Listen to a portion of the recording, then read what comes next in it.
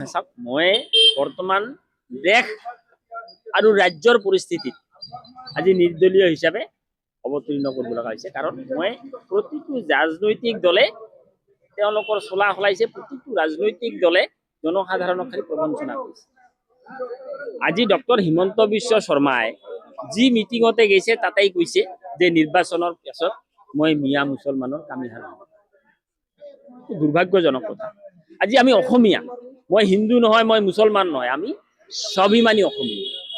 এই অসমত হিন্দু, মুছলমান, শিখ, জৈন, খ্ৰীষ্টান, পাৰ্চী সবেই আছে আৰু আমি সবেই একেলগে সব গৰ্বী অসমীয়া। এই অসমীয়া শব্দটোক ইতিহাস কৰাৰ কাৰণে 1,10,00,000 মুছলমানে কৰা নাই, এজন ব্ৰাহ্মণেই ধ্বংস কৰিছে। গতিকে এই যে স্বাভিমানী অসমীয়াক ধ্বংস কৰাৰ যিটো প্ৰচেষ্টা, সেই প্ৰচেষ্টাক ৰোধ কৰাৰ কাৰণে, সেই প্ৰচেষ্টাক শেষ কৰি দিয়াৰ কাৰণে আজি মই নিৰ্দলীয় হিচাপে আহিব লগা হৈছে। কাৰণ দলীয় স্বাৰ্থত আপুনি এইবোৰ শেষ কৰিব নোৱাৰে। আজি প্ৰত্যেকটো দলেই তেওঁলোকৰ নিজা নিজা আইডিঅলজি ৰাখিছে, কিন্তু কি আইডিঅলজি ৰাখিছে, শেষত যাই লুটপাট আৰম্ভ কৰে। আজি আমাৰ যদি তিনিজন প্ৰাৰ্থী আপুনি দেখা পাইছে, নুৰুল ইছলাম, ৰেজাউল কৰিম, অভিদুত, তেওঁলোকৰ ইতিহাসটো আপোনালোকে জানে। গতিকে তেওঁলোকৰ বিষয়ে মই ব্যক্তিগতভাৱে ক'ব নাযাওঁ, ৰাইজে বিবেচনা কৰিব। আৰু স্বনিৰ্ভী অসমীয়া জাতি জীয়াই ৰখাৰ স্বাৰ্থত, অসমৰ ইতিহাস জীয়াই ৰখাৰ স্বাৰ্থত আজি চিজন গ্ৰামবাসীয়ে মোক ভোট দিব। বিকল্প নাই।